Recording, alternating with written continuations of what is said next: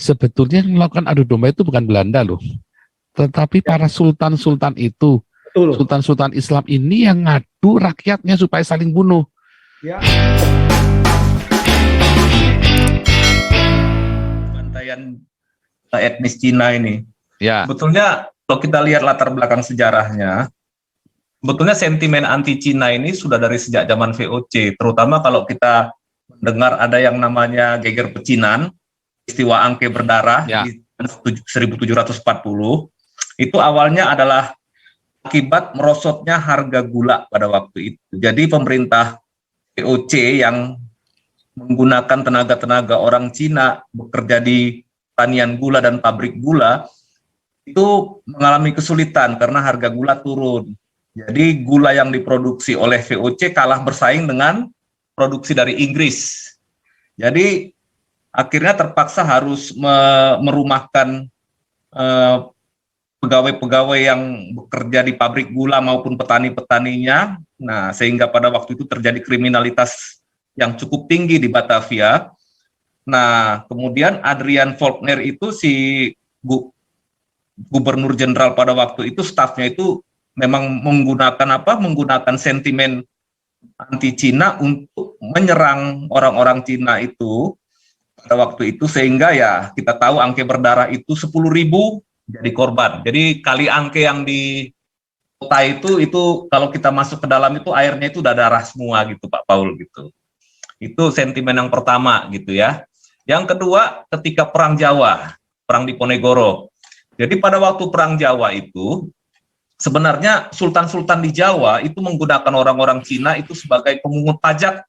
Misalkan dia mengungut pajak di jalan, di sungai, di tempat-tempat yang strategis atas perintah sultan-sultan itu. Tapi itu juga akan menimbulkan perbenturan dengan masyarakat rakyat jelata gitu ya. Pada akhirnya orang-orang pribumi itu mulai tertanam kebencian kepada etnis Cina. Kenapa orang Cina digunakan sebagai pemungut pajak? Salah satunya dalam soal uang, hitung-hitungannya orang Cina nggak mau korupsi Pak pada waktu itu.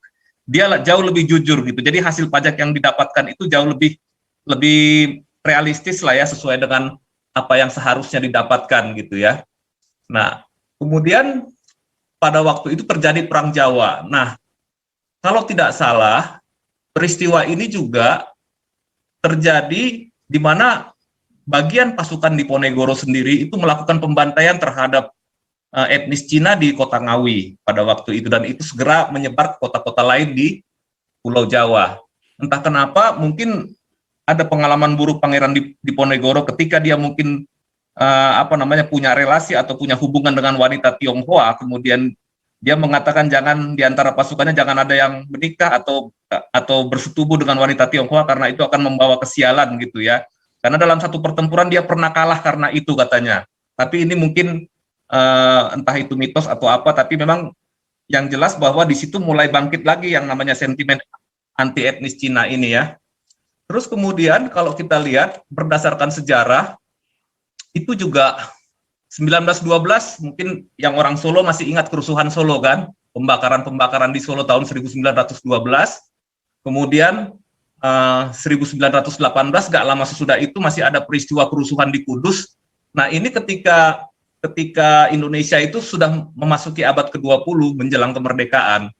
Artinya entah siapalah ini yang menggosok-gosok seolah-olah orang Cina itu dekat dengan Belanda sehingga ya akhirnya mendapatkan resistensi ataupun serangan gitu.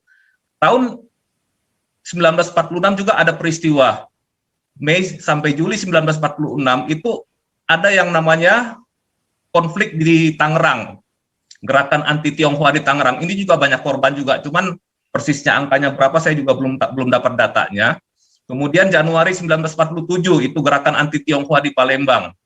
10 November 1965 gerakan anti Tionghoa di Makassar, itu yang dilanjutkan dengan pembakaran gereja-gereja, kalau nggak salah pernah kita bahas itu dulu Pak Paul, dan ada tokoh yang terlibat di dalamnya itu kan. Kemudian 10 Desember tahun 1966 ini di daerah saya sendiri di Medan itu kerusuhan massal di mana etnis Tionghoa diburu dan dibantai atas tuduhan terlibat komunis.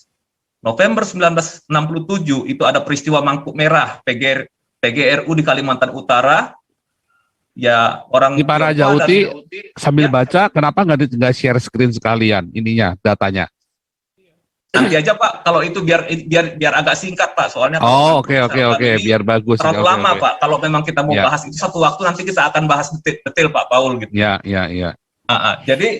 Jadi maksud saya itu begini Pak. Jadi di masa tahun 45 saya ingat banget itu ada yang namanya pasukan Pao Antui ya, pasukan-pasukan milisi Tionghoa itu untuk melindungi masyarakat Tionghoa dari serangan milisi-milisi lokal, dari pemerkosaan, perampokan dan sebagainya. Di Medan juga seperti itu, ada Pao Antui itu. Tapi itu dituduh sebagai milisi yang pro Belanda gitu kan. Akhirnya terjadi ya semacam mungkin, tapi datanya nggak pernah dikeluarkan resmi ya Pak ya, terjadi pembantaian juga di situ gitu. Jadi kalau kita lihat habis itu yang terakhir ya 98, saya kira udah selesailah 98 Pak Paul. Tetapi peristiwa Ahok Pilkada Jakarta itu betul-betul membuat hati saya itu teriris gitu Pak. Kenapa? Kok ini terulang lagi? Saya kira itu tutup sampai 98 ketika reformasi gitu. Tetapi ternyata itu diulang terus. Nah, yang saya khawatirkan bagi pihak-pihak tertentu, ini akan diulang terus ke depan. Kenapa ini saya angkat ini runtunan kejadian-kejadian ini sekarang Pak Paul, agar di kemudian hari kita harus bersiap-siap kalau akan ada upaya-upaya mengarahkan ke arah sini Pak Paul. Ya, framing ya. Saya kira begitu Pak. Terima kasih. Ada upaya untuk memframing kembali supaya terjadi kembali kan. Nah, itu kan, nah itu memang serem ya. Oke, terima kasih para Jauti. Nanti kita kapan-kapan fokus dengan supaya tidak terulang Pak. Ya. Supaya tidak terulang begitu, harus diputus mata rantai. Sekecil apapun tindakan rasisme langsung perkarakan, titik. Mau Ya, pemerintah atau harusnya perkarakan. pemerintah melakukan rekonsiliasi tadi Pak, dengan Ya, ada pernyataan maaf, ada kekerasan rasialis dan agama. Pemerintah harus meminta maaf karena pemerintah gagal melindungi rakyatnya sendiri. Ya, yang kemarin Pak Jenderal Tobi ngajarin, ya kan? Tugasnya kan adalah melindungi segenap bangsa Indonesia. Tapi kan gagal Indonesia. Pemerintah Indonesia gagal melindungi rakyatnya sendiri dari rakyatnya sendiri. Ya kan? Nah, karena tidak memberikan fasilitas, tidak ada keseriusan pada pemerintah. Dari apa? Kelihatan kan dari permohonan maaf dari pemerintah. Harusnya Maksud pemerintah saya, menyatakan, nanti kalau sudah ada rekonsiliasi Pak, ada kesadaran bahwa iya kita salah.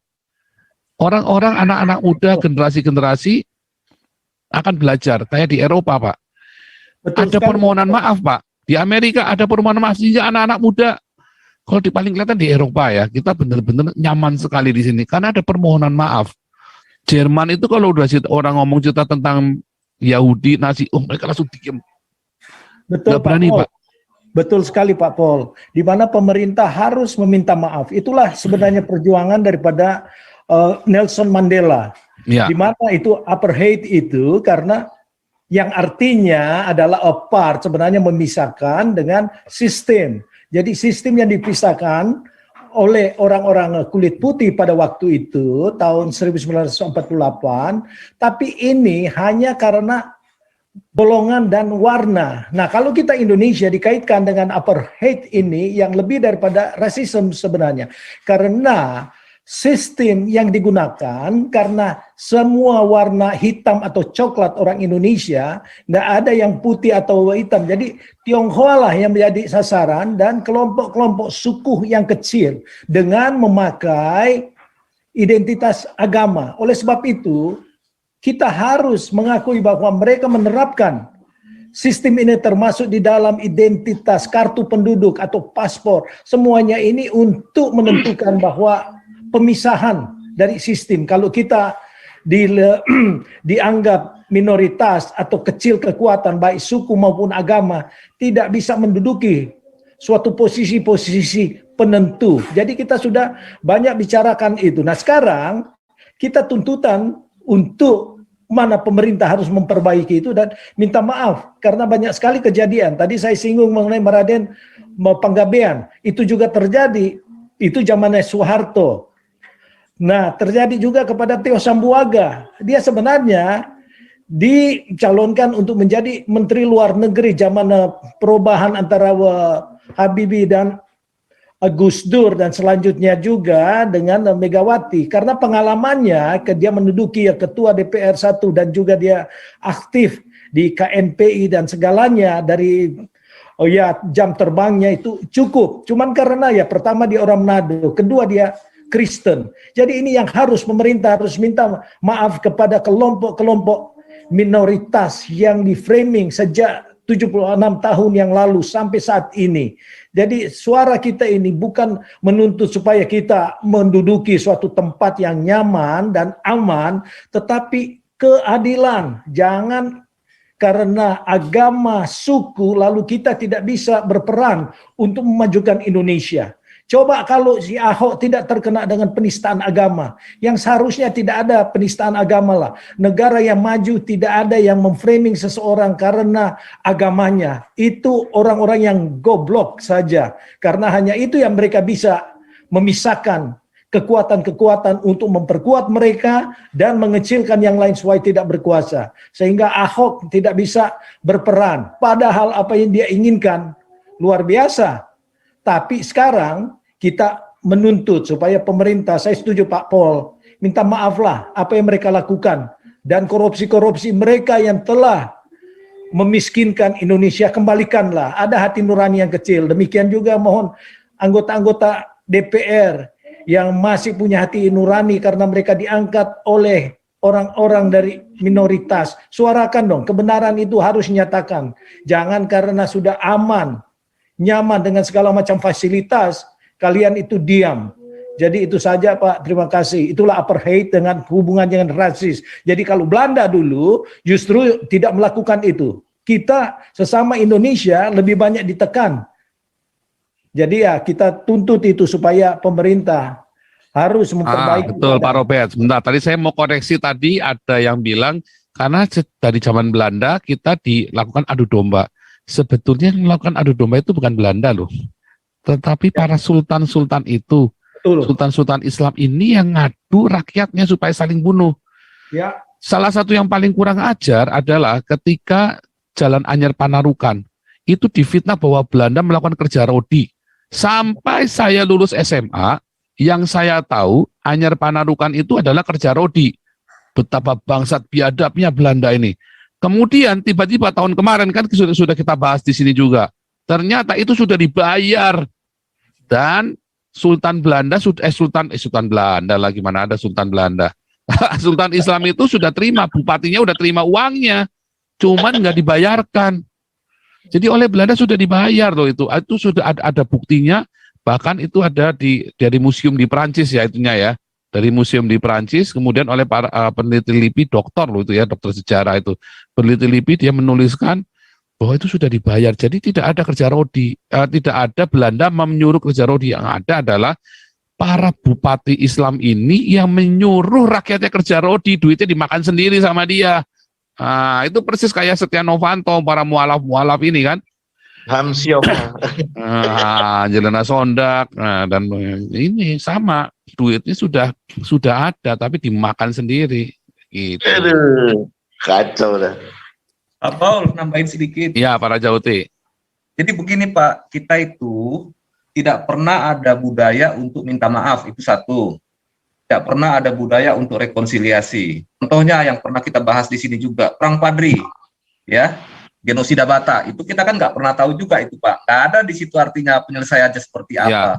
Dan itu lukanya sampai sekarang masih menganga gitu. Terus yang kedua, mungkin ada teman-teman di sini yang ingat orang-orang Melayu dan orang-orang Simalungun masih ingat revolusi sosial di Sumatera Utara.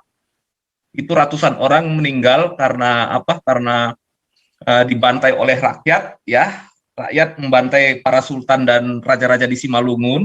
Itu juga tidak terselesaikan juga Pak. Padahal kita nggak tahu siapa otak di belakang itu ketika tiba-tiba massa menyerang raja-raja maupun para sultan yang ada di pesisir gitu ya. Jadi itu masih banyak versi siapa dalangnya, apakah dari pusat, apakah memang komunis, tapi sampai sekarang itu tetap jadi misteri. Nah itu juga sampai sekarang nggak terselesaikan. Makanya saya bilang kita ini banyak peristiwa-peristiwa sejarah itu yang tidak akan bisa dilupakan Pak, karena nggak terselesaikan, tidak diobati, tidak disembuhkan Pak rasa luka itu Pak. kita lihat beberapa raja-raja di Simalungun itu sampai sekarang itu mati karena betul yang dikatakan oleh Pak Santiamor dan Pak Tobing bahwa orang Batak tidak pernah dijajah. Memang betul karena waktu itu sistemnya kan kerajaan-kerajaan di Karo, Simalungun, dan sebagian di Delhi ya. Nah, tetapi ya memang Belanda menyerahkan wewenang kepada raja-raja itu untuk mengatur wilayahnya. Memang tidak pernah dijajah, tidak ada akte bahwa negara ini, tanah ini milik Belanda, tetapi milik para sultan. Tetapi ketika terjadi republik berkuasa, itu mereka juga dibantai atas dasar karena mereka pro Belanda. Sama juga Pak, itu juga nggak terselesaikan juga. Negara juga tidak pernah minta maaf atas peristiwa itu, karena pada waktu itu tahun 1946, negara Indonesia sudah berdiri, kan kita semua berdiri tahun 1945 Pak Paul. Jadi memang inilah menjadi permasalahan ini, masalah rekonsiliasi dan permintaan maaf itu nggak ada dalam budaya kita gitu, itu kesulitannya. Kira-kira begitu Pak Paul.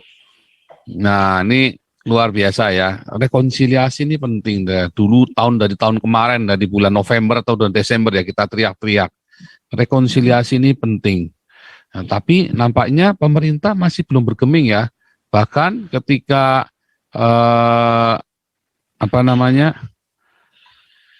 waktu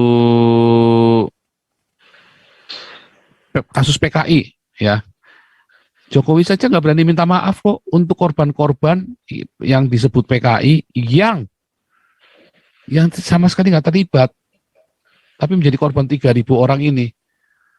Ya, malah si Mat Kampak itu dengan gagah beraninya, dengan bangganya ya. Wah, betapa sebenarnya si Mat Kampak ini menunjukkan wajah Indonesia yang asli itu ya. Mat Kampak itu yang katanya bunuh 1.000 orang PKI atau apa itu ya. Itulah wajah dengan beringasnya menumpahkan darah, kok bangga ya. Nah, kok bangga ya bunuh orang itu ya. Nah, itu memang menjadi aib buat Indonesia.